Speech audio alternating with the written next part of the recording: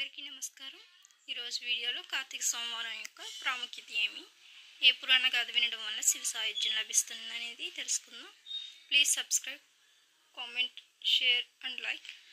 Okay, వీడియోలోకి వెళ్ళిపోదాం. కార్తీక సోమవారం యొక్క ప్రాముఖ్యత.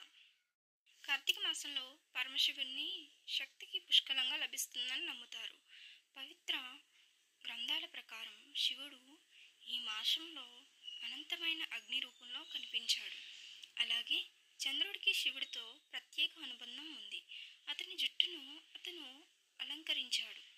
చంద్రుడు సోమవారాలను పాలించే గ్రహం కాబట్టి, మరియు సోమవారాలు కూడా శివునికి అనుకూలమైనవి కాబట్టి కార్తీక సోమవారాలు పరమేశ్వరుని ఆరాధనకు అత్యంత గౌరవనీయమైనవి.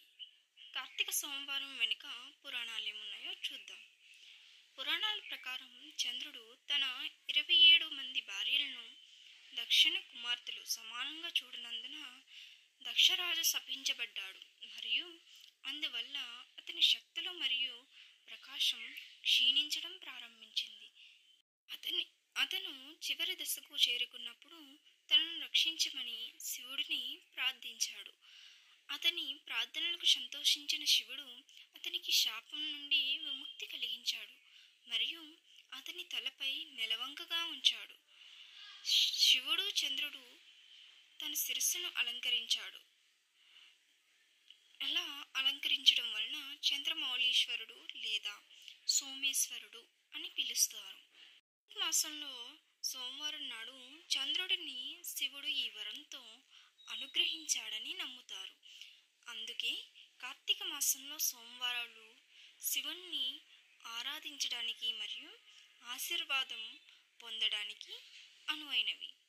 కార్తీక సోమవారం వ్రతం ఆచరించడం వల్ల కలిగే ప్రయోజనాలు ఏంటో చూద్దాం. ఇప్పుడు శుభప్రదమైన కార్తీక సోమవారాల్లో శివుణ్ణి ప్రసన్నం చేసుకోవడం మరియు ఈ వ్రతం ఉపవాసం పాటించడం వల్ల ఈ క్రింది ప్రయోజనాలను పొందవచ్చు.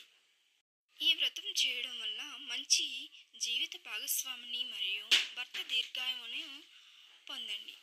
ఈ వ్రతం చేయడం వల్ల మంచి ఆరోగ్యం, సంపద మరియు శ్రేయస్సు యొక్క ఆశీర్వాదం పొందండి. ఈ వ్రతం చేయడం వల్ల రుణరహిత జీవితాన్ని ఆస్వాదించండి. ప్రశాంతమైన వ్యక్తిగత మరియు వృత్తిపరమైన జీవితాలను పొందండి.